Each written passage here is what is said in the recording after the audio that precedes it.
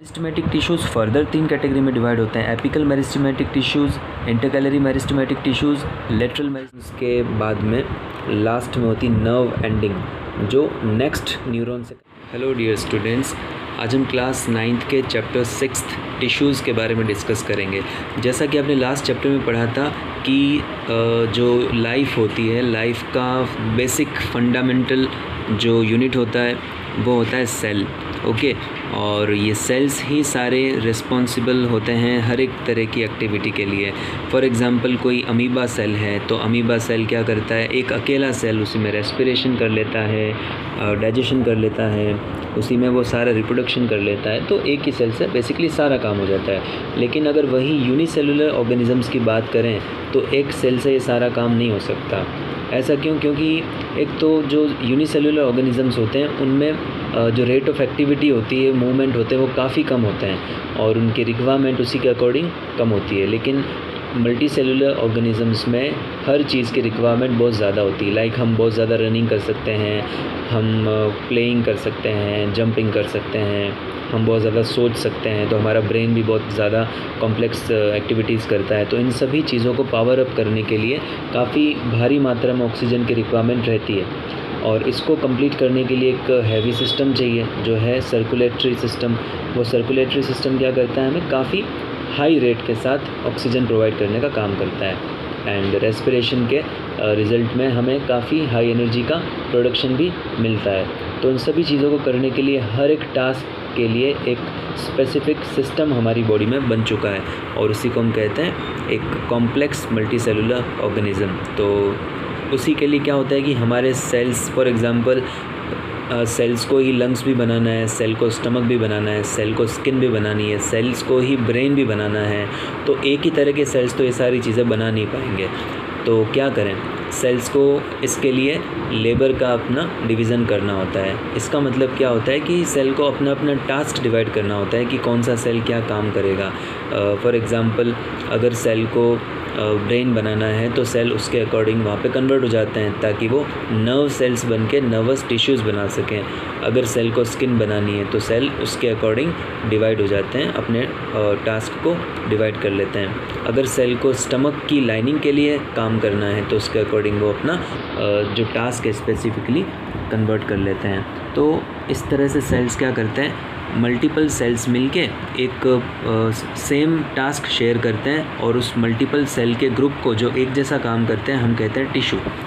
Okay, अब first question आता है हमारे माइंड में कि क्या टिश्यूज़ प्लांट और एनिमल में सेम होते हैं?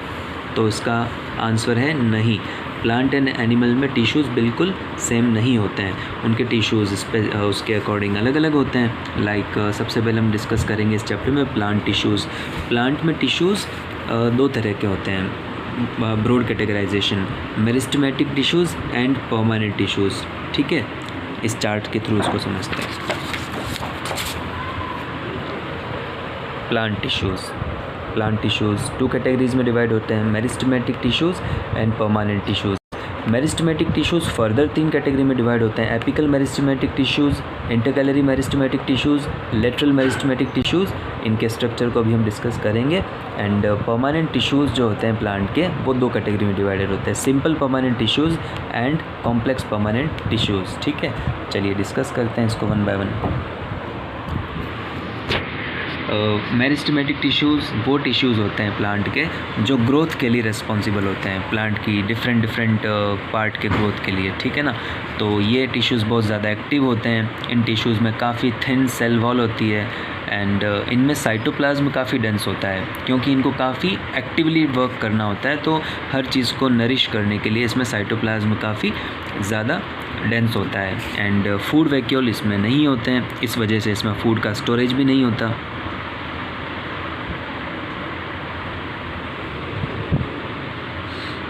तो ये चीज़ है मेरिस्टेमेटिक टिश्यू। प्लांट के सबसे टिप वाले पोर्शन की ग्रोथ के लिए रिस्पॉन्सिबल होते हैं एपिकल मेरिस्टेमेटिक टिश्यू। ओके, क्योंकि हम इसको एपेक्स कहते हैं ना, इसी रेस्पॉन्स में इसको एपिकल मेरिस्टेमेटिक टिश्यू कहते हैं जो प्लांट की सबसे टिप वाले पार्ट की ग्रोथ के लिए रिस्पॉन्सिबल होते हैं।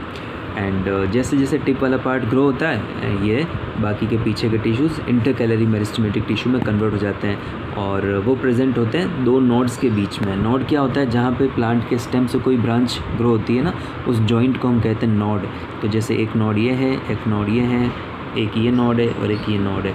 तो इन दोनों नोड्स के बीच में जो स्पेस है वहाँ पे होता है इंटरकैलरी मेरिस्टेमेटिक टिश्यू प्रेजेंट, जो प्लांट के स्टेम की लेंथ के इंक्रीमेंट के लिए रिस्पॉन्सिबल होता है एंड प्लांट की थिकनेस के लिए रिस्पॉन्सिबल होते हैं लेटरल मेरिस्टेमेटिक टिश्यू। ये क्या होता है कि प्लांट के एक्सिस के अलोंग ही प्रेजेंट रहते हैं एंड प्लांट की गर्थ यानी थिकनेस, डायामीटर, स्टेम की थिकनेस के लिए ग्रोथ करने के लिए रिस्पॉन्सिबल होते हैं। एंड ये जो लेटरल मेरिस्टेमेटिक टिश्यू होते हैं इन्हीं को हम कैम्बियम के नाम से भी जानते हैं। ओके, आपने सुना होगा कैम्बियम लेयर। तो ये लेटरल मेरिस्टेमेटिक टिश्यू की ही बनी होती है। एंड इन मेरिस्टेमेटिक टिश्यूज़ में जो न्यूक्लिय है, न्यूक्लिय भी काफ़ी ज़्यादा प्रोमिनेंट होता है, काफ़ी बड़ा न्यूक्लियस इसमें प्रेजेंट होता है एंड वैक्यूल्स इसमें नहीं होते हैं।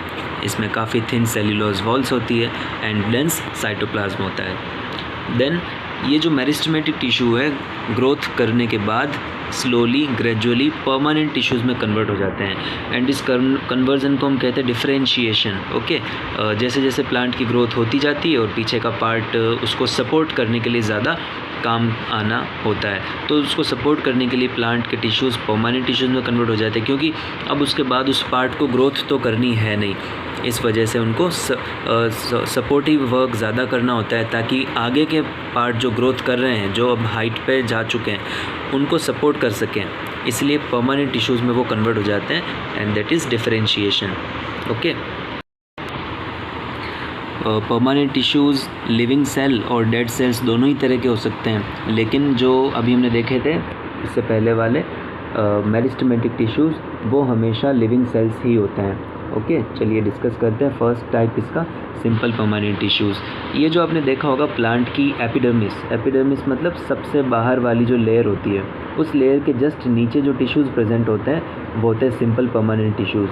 अब इनमें भी जो सेल्स होते हैं वो अनस्पेशलाइज्ड टाइप के सेल्स होते हैं, यानी कि उनका कोई स्पेसिफिक टास्क ज़्यादा नहीं होता एंड उनकी काफ़ी थिन सेल वॉल्स होती है और वो सारे लिविंग सेल्स होते हैं। इनमें भी अलग अलग टाइप्स प्रेजेंट होते हैं, पेरेन्काइमा, क्लोरेन्काइमा एंड फर्दर टाइप्स अभी हम डिस्कस करेंगे। तो फर्स्ट टाइप है इसका पेरेन्काइमा। पेरेन्काइमेटिक टिश्यूज़ जो होते हैं ना वो सिंपल परमानेंट टिश्यूज़ हैं एंड वो अनस्पेशलाइज्ड सेल्स होते हैं और वो सारे लिविंग सेल्स होते हैं और काफ़ी लूजली अरेंज्ड होते हैं, इनमें स्पेसेस ज़्यादा होता है। ओके, एंड ये जनरली फूड को स्टोर करते हैं एंड उसको प्लांट को प्रोवाइड करने के लिए रेस्पॉन्सिबल होते हैं। तो ये है parenchyma and next kind of tissue is क्लोरेन्काइमा। इस डायग्राम में देखिए यहाँ पे सबसे बाहर वाली जो ब्राउनिश लेयर है ये तो एपिडर्मिस है, इसकी आउटर स्किन को बनाने के लिए रिस्पॉन्सिबल है एंड उसके नीचे वाले टिश्यूज़ है कॉलेन्काइमा, इसको हम आगे डिस्कस करेंगे, जो प्लांट की फ्लेक्सिबिलिटी के लिए रिस्पॉन्सिबल होंगे। एंड ये वाले टिश्यूज़ है पेरेन्काइमा, जो अभी हम डिस्कस कर रहे हैं, सारे टिश्यूज़ पेरेन्काइमेटिक टिश्यूज़ हैं। ओके, ये पेरेन्काइमेटिक टिश्यूज़ जब तक अनस्पेशलाइज्ड होते हैं पेरेन्काइमेटिक टिश्यूज़ कहलाते हैं, लेकिन कभी कभी इनमें क्लोरोफिल भी प्रेजेंट होता है फोटोसिंथेसिस के लिए। तो जब क्लोरोफिल प्रेजेंट होता है तो उनको हम कहते हैं क्लोरेन्काइमा, जो फोटोसिंथेसिस करने के लिए रिस्पॉन्सिबल होते हैं। एंड कभी कभी जो एक्वाटिक प्लांट्स होते हैं उन एक्वाटिक प्लांट्स में पेरेन्काइमा के अंदर एक बड़ा सा वैक्यूल प्रेजेंट होता है जो एयर अपने अंदर रखता है, एयर पैकेट्स रखता है। ठीक है, एयर से भरा हुआ वैक्यूल प्रेजेंट होता है, एयर वैक्यूल। तो उस तरह के पेरेन्काइमा को हम कहते हैं एरेन्काइमा। श्योर, तो ये चीज़ें होती हैं पेरेन्काइमा के दो पार्ट्स हो सकते हैं, क्लोरेन्काइमा एंड एरेन्काइमा। चलो नेक्स्ट जो है हमारा कॉलेन्काइमेटिक टिश्यू, उसको डिस्कस करते हैं। कॉलेन्काइमेटिक टिश्यूज़ बेसिकली प्लांट की फ्लेक्सिबिलिटी के लिए रिस्पॉन्सिबल होते हैं। ये प्लांट को बेंड होने के लिए अलाउ करते हैं। जैसे प्लांट कभी बहुत तेज़ विंड चलने लगे तो प्लांट आराम से बेंड हो जाए और वो क्रैक होने नहीं हो और ना टूट पाए, तो वो कॉलेन्काइमा की वजह से ऐसा हो सकता है। ये जो सेल होते हैं ये जस्ट एपिडर्मिस से नीचे, एपिडर्मिस के बाद जो फर्स्ट सेल्स आते हैं वो कॉलिन काइमेटिक सेल्स होते हैं, और ये कई बार लीफ स्टॉक के पास भी प्रेजेंट होते हैं। एंड ये सेल्स काफ़ी स्ट्रॉन्ग होते हैं। स्ट्रॉन्ग क्यों होते हैं? क्योंकि इनके कॉर्नर्स काफ़ी थिकेंड होते हैं, यानी मोटे इनके कॉर्नर्स प्रेजेंट होते हैं, ताकि इनको फ्लेक्सिबिलिटी के साथ साथ स्ट्रेंथ भी प्रोवाइड कर सके।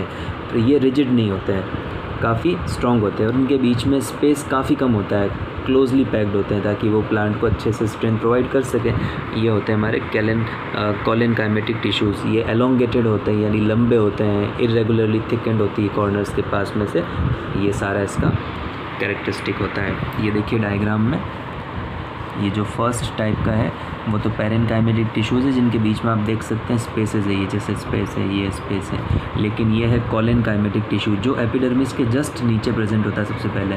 इनके कॉर्नर्स पे थिकनिंग देख सकते हैं आप यहाँ पे, ये थिकेंड कॉर्नर है, इसी थिकनिंग से इसको स्ट्रेंथ मिलती है। एंड यहाँ पर बड़ा सा वैक्यूल भी है, ये इसकी सेल वॉल है, और ये इसका न्यूक्लियस है।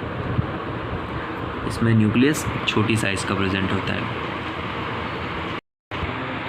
सिंपल परमानेंट टिश्यूज़ का ही थर्ड पार्ट होता है, थर्ड इसका टाइप होता है स्क्लेरेन काइमेटिक टिश्यूज़।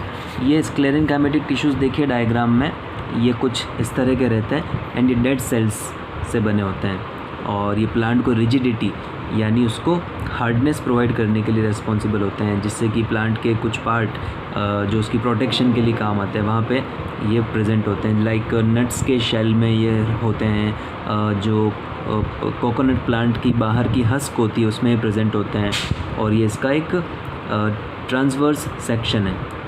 इसमें आप देख सकते हैं यहाँ पे थिक लिग्निफाइड वॉल्स, इसमें लिग्निन प्रेजेंट रहता है, इस वजह से इसमें स्ट्रेंथ प्रेजेंट होती है।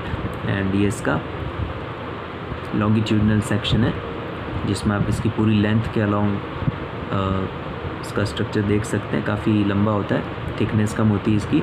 और यहाँ पे इसका ल्यूमेन, इसकी जो थिकनेस है काफ़ी यहाँ पर कम है, और सब पूरी वॉल्स में लिग्निन प्रेजेंट है, लिग्निफाइड थिक वॉल कहते हैं हम इसको। ये है स्क्लेरेनकाइमा। इनमें इंटरनल स्पेस भी काफ़ी मिनिमम होते हैं। ओके, ये जैसे प्लांट की वेन्स में भी प्रेजेंट होते हैं। ओके, ये होता है स्क्लेरेनकाइमेटिक टिश्यू। अब नेक्स्ट हमारे टिश्यूज़ हैं, आपने कभी बाहर से प्लांट को ऑब्ज़र्व किया होगा, हम देखते हैं कि पूरी आउटर स्किन जो है एक लेयर बनी हुई होती है, उसके ऊपर एक प्रोटेक्टिव लेयर जैसा, कभी कभी स्मूथ कभी कभी रफ़, एक लेयर बनी हुई होती है। वो लेयर आखिर किसकी बनी होती है? वो लेयर होती है एपिडर्मिस। एपिडर्मिस के जो सेल्स होते हैं वो काफ़ी ब्रॉड फ्लैट सेल्स होते हैं, जो किसी स्ट्रक्चर को कवर करने के लिए काम आते हैं। ये सेल्स आप देख सकते हैं कि प्लांट्स में प्रेजेंट होते हैं, लीव्स पे, स्टेम पे, जो भी आउटर कवरिंग्स उस पर प्रेजेंट होते हैं, ठीक है ना। ये सेल्स कुछ ओपनिंग्स अपने अंदर बियर करते हैं। इन ओपनिंग से क्या होता है कि जब फोटोसिंथेसिस करना होता है तो ये गैसेस का एक्सचेंज करवाने के लिए रिस्पॉन्सिबल होते हैं। उस ओपनिंग को हम स्टोमेटा कहते हैं। वो सारी ओपनिंग स्टोमेटा होती है। तो इन ओपनिंग्स की मैकेनिज़्म होती है क्लोजिंग एंड ओपनिंग की, तो वो गार्ड सेल्स उसको गाइड करते हैं। यहाँ पे देख सकते हैं किडनी शेप के कुछ सेल्स हैं, दीज आर गार्ड सेल्स। ये guard sales as per the condition open and close हो सकते हैं और उस स्टोमेटा को ओपन एंड क्लोज कर सकते हैं। Multiple openings are stomata and single is stoma. Okay, ये गार्ड सेल्स जो हैं एपिडर्मिस के बीच बीच में प्रेजेंट रहते हैं। तो एपिडर्मिस के बीच में स्पेस काफ़ी कम होता है ताकि वो पूरी एक कंटिन्यूस कवरिंग बना सकें।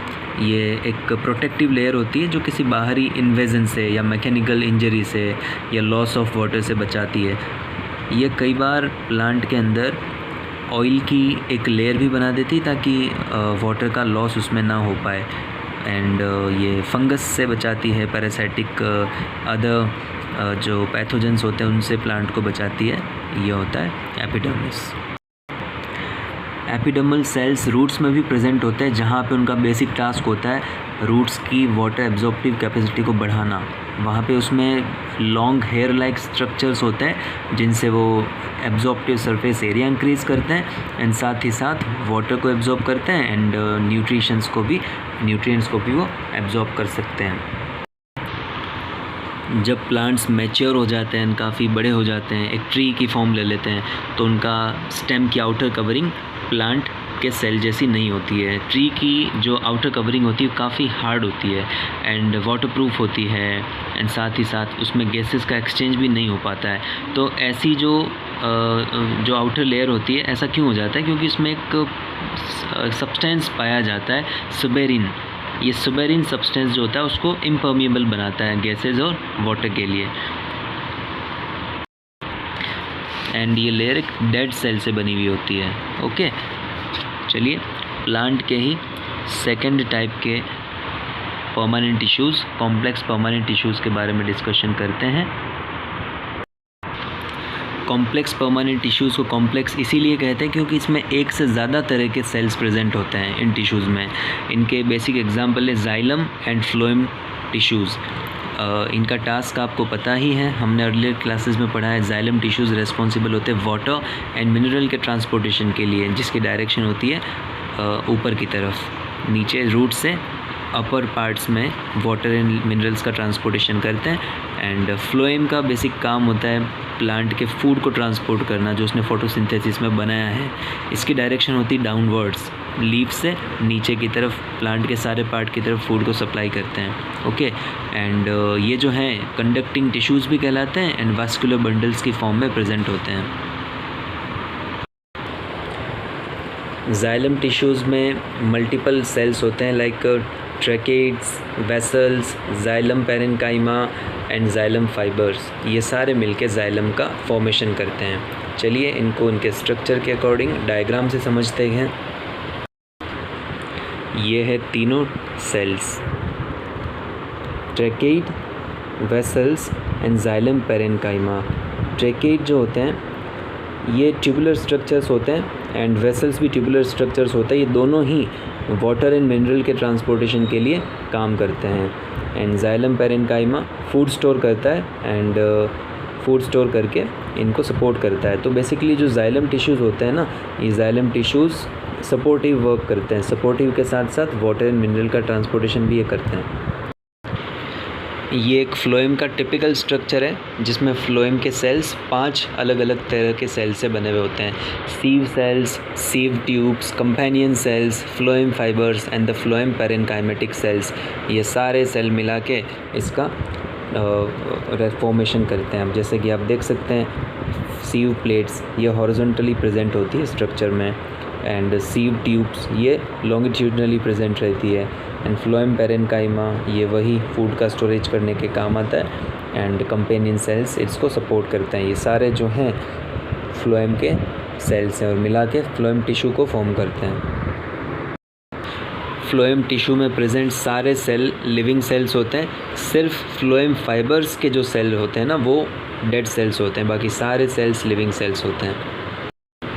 यहाँ फ्लोएम के साथ हमारा प्लांट टिश्यू कंप्लीट होता है। अब हम डिस्कशन करेंगे एनिमल टिश्यूज़ के बारे में। प्लांट टिश्यूज़ तो काफ़ी सिंपल थे, एनिमल टिश्यूज़ काफ़ी कॉम्प्लेक्स होते हैं, काफ़ी इसमें कैटेगराइजेशन होगा। चलिए शुरू करते हैं। एनिमल टिश्यूज़ 4 तरह के होते हैं, epithelial tissues, connective tissues, muscular tissues and nervous tissues. Okay, अब हम इनको 1 बाय 1 डिस्कशन करते हैं डिटेल में। चलिए, एपिथेलियल टिश्यूज़ पूरी बॉडी में जहाँ भी कवरिंग प्रोवाइड करनी हो वहाँ पे प्रेजेंट होते हैं।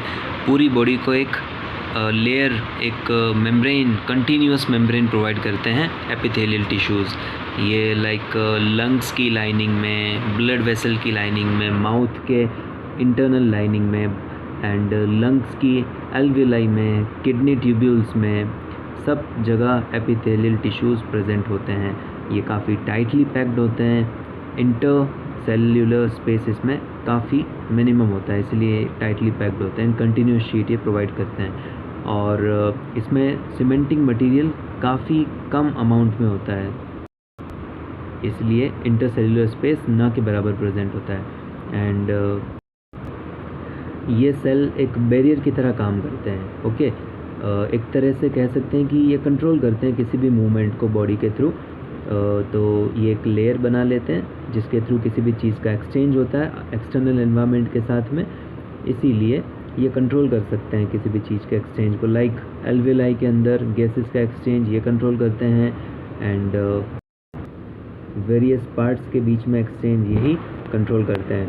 एंड जहाँ पे इस सेल के डेप्थ की बात करें, सेल जो एपिथेलियल टिश्यूज़ एंड टिश्यूज़ के नीचे की तरफ एक लेयर होती है, extra cellular fibrous basement membrane रहता है जो उसको सेपरेट करता है बाकी के पार्ट से। इसमें डिफरेंट स्ट्रक्चर्स प्रेजेंट होते हैं एंड स्ट्रक्चर के अकॉर्डिंग इनका टास्क डिसाइड होता है। जैसे यहाँ पे आप देखिए स्टमक की लाइनिंग में, इंटरनल लाइनिंग में सेल्स प्रेजेंट है, इस सेल्स मिला के एपिथेलियल टिश्यूज़ को बना रहे हैं। एंड यहाँ पे आप देख सकते हैं ये इसकी इंटरनल लाइनिंग है। ये जो लाइनिंग है ये वर्टिकल, वेट ए सेकेंड, ये जो वर्टिकल सेल्स नज़र आ रहे हैं ये सारे एपिथेलियल टिश्यूज़ हैं।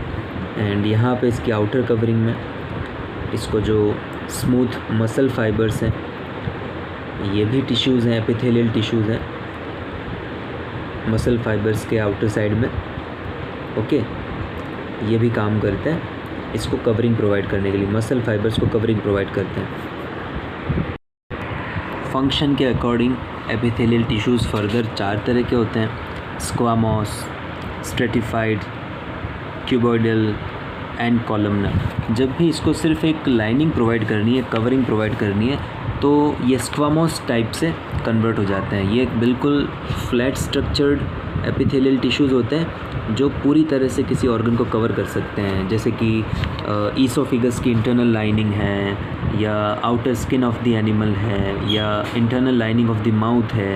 ये सारी स्क्वामोस टाइप की लेयर्स होती है। एंड जब स्किन की बात करते हैं तो स्किन में लेयर वाइज प्रेजेंट होती, क्योंकि वो एक आउटर लेयर है। स्किन जो किसी एनिमल की सबसे बाहर की तरफ होती है, तो ये एनवायरनमेंट से उसकी सेफ्टी के लिए वेरियस लेयर्स में कन्वर्ट हो जाती है। इसको हम कहते हैं स्ट्रेटिफाइड स्क्वामोस एपिथेलियल टिश्यू। ये क्या करती है, इतनी सारी लेयर्स प्रेजेंट होने की वजह से आउटर एनवायरनमेंट से प्रोटेक्ट करती है हमें। एंड कुछ होती है क्यूबॉइडल वाली जो लेयर होती है एपिथेलियल टिश्यूज़ की, ये बेसिकली एक सपोर्ट प्रोवाइड करती है, मैकेनिकल सपोर्ट प्रोवाइड करती है। ये प्रेजेंट होती है किडनी ट्यूबुल्स में, डक्ट ऑफ सलाइवरी ग्लैंड्स में। ओके, और कभी कभी क्या होता है कि क्यूबॉइडल टिश्यूज़ इंटरनली बैंड होके एक स्ट्रक्चर बना लेते हैं एंड सपोर्ट प्रोवाइड करते हैं, जिससे मल्टी सेलुलर ग्लैंड्स फॉर्म होती है, और उस तरह के टिश्यूज़ को हम कहते हैं ग्लैंडुलर एपिथेलियम। ओके, एंड कुछ टिश्यूज़ होते हैं कॉलमनर, यानी काफ़ी एलोंगेटेड होते हैं, लॉन्ग होते हैं, इनके ऊपर हेयर लाइक स्ट्रक्चर्स भी प्रेजेंट होते हैं जिनको हम कहते हैं सीलिया। ओके, इस डायग्राम में तक क्लियरली विजिबल नहीं है, यहाँ पे ये सीलिया है, हेयर लाइक स्ट्रक्चर्स प्रेजेंट है। ये सीलिएटेड होता है, जिससे क्या होता है कि कई बार म्यूकस लेयर को ट्रांसपोर्ट करने के लिए, उसको आगे चलाने के लिए ये रिस्पॉन्सिबल होते हैं। ये प्रेजेंट होते हैं जहाँ पे भी म्यूकस लेयर्स होती है, वहाँ पे कॉलमनर टिश्यूज़ प्रेजेंट होते हैं, या कहीं पे कुछ एक्सचेंज करना है मटेरियल का, गैस का, न्यूट्रिशन का, जैसे इंटरनल इंटेस्टाइन की लाइनिंग में, तो वहाँ पे कॉलमनर टिश्यूज़ प्रेजेंट होते हैं। ट्रैकिया की इंटरनल लाइनिंग्स में भी प्रेजेंट होते हैं, और कई जगह जहाँ पे एब्जॉर्प्शन के साथ साथ सिक्रेशन का भी टास्क कंप्लीट करना होता है, वहाँ पे भी कॉलमनर टिश्यूज़ प्रेजेंट होते हैं। ओके, ये सारे थे हमारे एपिथेलियल टिश्यूज़। अब नेक्स्ट हम डिस्कशन करेंगे कनेक्टिव टिश्यूज़ के बारे में। कनेक्टिव टिश्यूज़ वो होते हैं जहाँ पे भी हमें कम्युनिकेशन का काम करना होता है, या दो ऑर्गन्स के बीच में कनेक्शन प्रोवाइड करना होता है, वहाँ पे कनेक्टिव टिश्यूज़ होते हैं। अब जैसे ब्लड, वैसे तो हम ब्लड को कंसिडर करते हैं एक फ्लूइड है, लेकिन साइंटिफिकली ब्लड भी एक कनेक्टिव टिश्यू की तरह काम करता है, क्योंकि पूरी बॉडी में एक कम्युनिकेशन ब्लड की वजह से होता है, एक मटेरियल्स का सर्कुलेशन ब्लड की वजह से होता है। तो ब्लड भी एक कनेक्टिव टिश्यू होता है, क्योंकि सपोज़ करो किसी ऑर्गन को ऑक्सीजन अगर चाहिए तो वो लंग्स एब्जॉर्ब कर रहे हैं। ओके, और लंग्स से ऑक्सीजन को उस ऑर्गन तक पहुंचाने का काम कौन करेगा, वो होगा ब्लड। इसलिए ब्लड उन दोनों के बीच में कनेक्शन प्रोवाइड करता है ना, तो इसलिए ब्लड को एक कनेक्टिव टिश्यू की तरह कंसिडर किया जाता है। जनरली कनेक्टिव टिश्यूज़ के बीच में जो गैप होता है वो काफ़ी कम होता है, लूजली स्पेस्ड होते हैं वो, एंड एम्बेडेड होते हैं पूरा इंट्रासेल्युलर मैट्रिक्स में। वो पूरी की पूरी मैट्रिक्स जेली लाइक फ्लूइड से बनी हुई हो सकती है, डेंस हो सकती है या फिर रिजिड भी हो सकती है कभी कभी। तो इनका जो नेचर होता है as per the task function वो डिपेंड करता है। चलिए इनके डिफरेंट स्ट्रक्चर्स को देखते हैं।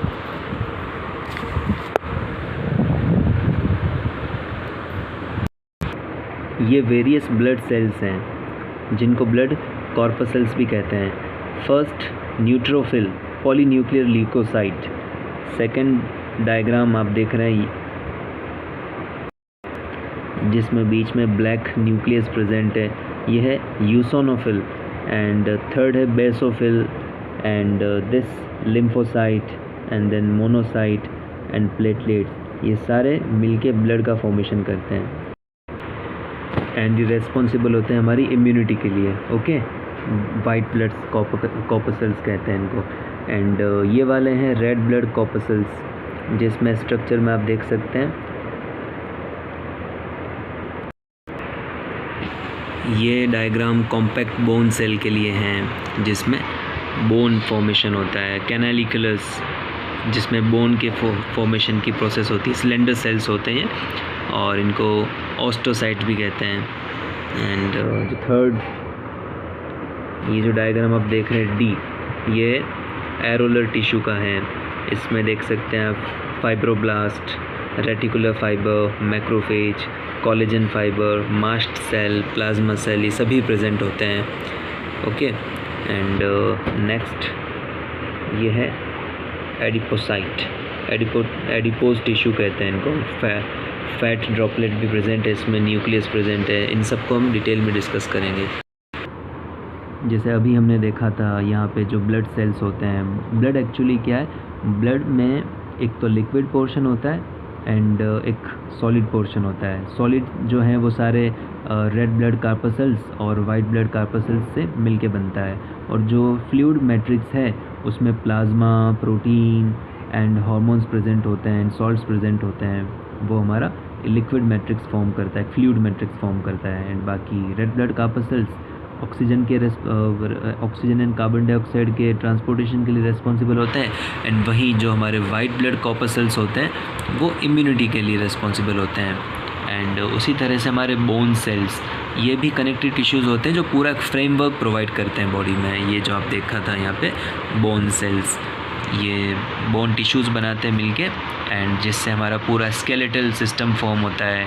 एंड वो स्केलेटल सिस्टम हमें बॉडी में रिजिडिटी एंड फ्रेम प्रोवाइड करता है, एक फिक्स शेप प्रोवाइड करता है, लेकिन उसके मूवमेंट के लिए हमें मसल्स की भी ज़रूरत पड़ती है। तो मसल के साथ इनका कनेक्शन बनता है टेंडन्स के थ्रू। एक फ्लेक्सिबल टिश्यूज़ होते हैं टेंडन्स जो उसको कनेक्ट करते हैं, वो भी कनेक्टिव टिश्यूज़ ही होते हैं। वहीं पे हमारी जो बोन्स होती है वो नॉन फ्लेक्सिबल टिश्यू की बनी होती है जो उनके साथ कनेक्ट रहती है। एंड बोन सेल्स बने हुए होते हैं कैल्शियम एंड फॉस्फोरस से। ये भी पूरा एक मैट्रिक्स बनाता है, एक स्ट्रक्चर बनाता है। जहाँ पे दो बोन्स आपस में कनेक्टेड होती हैं, उन दोनों बोन्स के बीच में एक टिश्यू प्रेजेंट रहता है, लिगामेंट। दो बोन्स आपस में लिगामेंट के थ्रू कनेक्टेड रहती है। लिगामेंट्स काफ़ी इलास्टिक टिश्यूज़ होते हैं और काफ़ी स्ट्रॉन्ग होते हैं, एंड साथ ही साथ ये काफ़ी ग्रीजी होते हैं, एक तरह से ग्रीज प्रोवाइड करते हैं ताकि दोनों बोन्स आपस में ईज़िली मूव कर सकें। अगर लिगामेंट ख़राब हो जाते हैं हमारे तो उनके दोनों बोन्स के आपस में फ्रिक्शन होने की वजह से बहुत पेन होता है, तो ये काफ़ी ज़रूरी होते हैं। एंड जहाँ पे बोन को मसल से कनेक्ट करना होता है वहाँ पे टेंडन्स प्रोवाइड होते हैं, टेंडन्स प्रेजेंट होते हैं और वो उससे कनेक्ट रहते हैं। ये ऐसे टिश्यूज़ होते हैं जो काफ़ी फाइब्रस होते हैं एंड ग्रेट स्ट्रेंथ इनमें रहती है, लेकिन फ्लेक्सिबिलिटी थोड़ी इनकी लिमिटेड ही रहती है क्योंकि इनको सिर्फ कनेक्ट करना है। एंड जैसे मसल जो फोर्स बनाती है उस फोर्स को सीधा ही बोन में ट्रांसफ़र करना है ताकि बोन वहाँ से वो मूव कर सके, इसलिए फ्लेक्सिबिलिटी की इतनी ज़रूरत नहीं होती है। नेक्स्ट कनेक्टिव टिश्यू होता है कार्टिलेज। ये बेसिकली बोन के बीच में प्रेजेंट होता है, जहाँ पे भी स्पेस होता है दो बोन्स के बीच में, वहाँ पे वो फिलिंग के तो करने के लिए काम आता है। ये सॉलिड मैट्रिक्स बनाता है एंड कंपोज होता है प्रोटीन एंड शुगर से। ठीक है। और कार्टिलेज मसल बोन मूवमेंट को स्मूथ बनाता है, जैसे अभी हमने डिस्कस किया था यहाँ पे टेंडन्स के बारे में। टेंडन्स क्या थे? जो बोन को मसल से कनेक्ट करते हैं, एंड लिगामेंट्स दोनों बोन्स को आपस में कनेक्ट करते हैं, एंड वहीं पे कार्टिलेज वहाँ पे प्रेजेंट होता है जहाँ स्पेस ज़्यादा प्रेजेंट होता है, और उन दोनों को एक्चुअली जो ग्रीजीनेस प्रोवाइड करने का काम है वो मेन काम कार्टिलेज का होता है, वो स्मूथनेस कार्टिलेज प्रोवाइड करते हैं।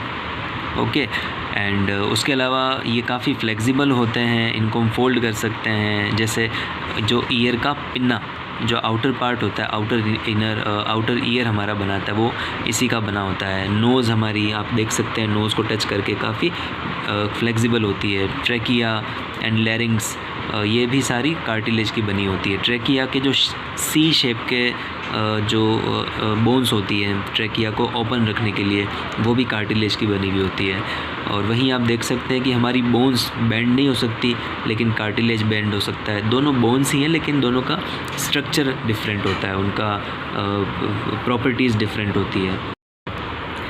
कुछ कनेक्टिव टिश्यूज़ होते हैं एरोलर टाइप्स ऑफ टिश्यूज़। ये क्या करते हैं कि जहाँ पे भी स्किन एंड मसल का जॉइंट होता है वहाँ पे प्रेजेंट होते हैं, और ये ब्लड वेसल्स के सराउंडिंग में, नर्व्स के साथ में, बोन मैरो में, वहाँ पे प्रेजेंट होते हैं। साथ ही साथ जहाँ पे भी ऑर्गन्स के अंदर का स्पेस होता है वो इन्हीं एरोलर कनेक्टिव टिश्यूज़ के थ्रू फिल्ड रहता है। ये एरोलर टिश्यूज़ हमारी बॉडी के रिपेयरिंग में, ऑर्गन के रिपेयरिंग में काम आते हैं, हीलिंग में काम आते हैं। Okay, areolar connective tissues.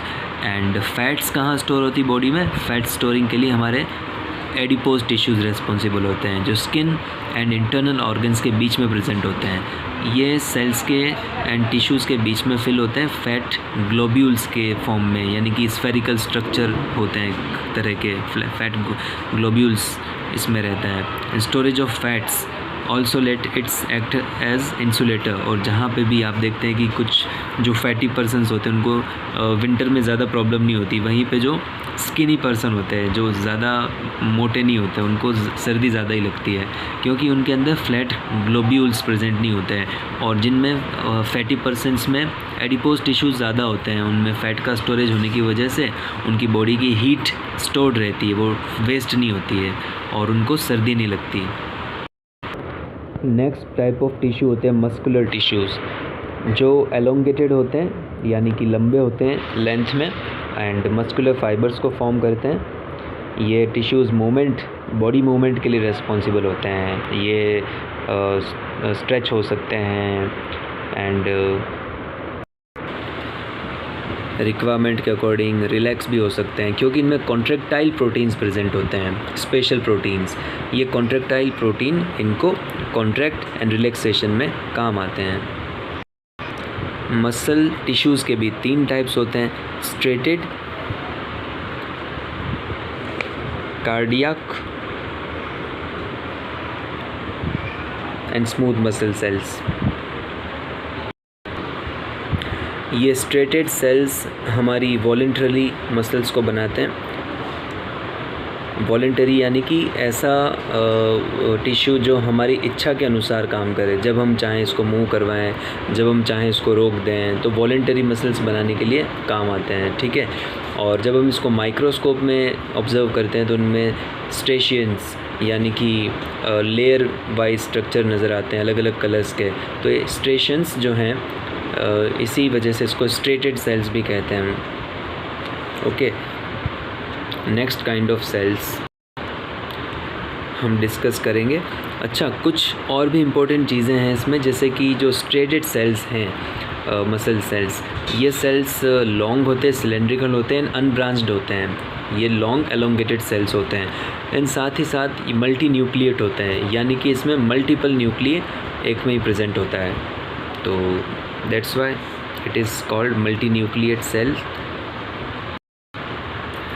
और नेक्स्ट काइंड ऑफ सेल्स हमारी बॉडी में प्रेजेंट होते हैं, जिनको हम कहते हैं स्मूथ मसल सेल्स।